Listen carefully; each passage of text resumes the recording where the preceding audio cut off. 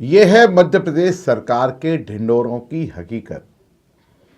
3-4 राजस्व अभियान निकल गए पर किसान को नहीं मिला न्याय। नमस्कार, आप देख रहे हैं खबर नेशन गौरव चतुर्वेदी के साथ। एक किसान के लिए उसकी जमीन ही उसकी माँ है और बाप भी वो अपनी जमीन के लिए ही जीता है और उसी के लिए मरता भी है।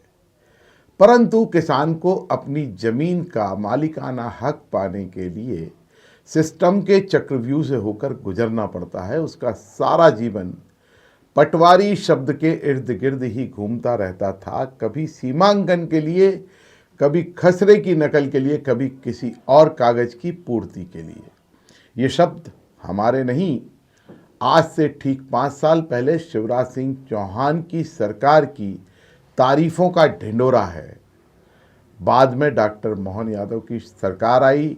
मोहन यादव की सरकार ने भी राजस्व महाअभियान 1.0, राजस्व महाअभियान 2.0, राजस्व महाअभियान 3.0 चलाया।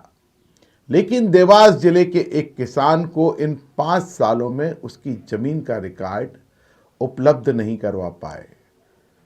जीवन पिता रामचंद्र, निवासी पीपलिया खुर्द, तहसील सोनकच्छ, जिला देवास, तहसीलदार कलेक्टर देवास, संभागायुक्त उज्जैन को गुहार लगा लगा कर थक गया है, पर उसकी सुनवाई नहीं हो रही।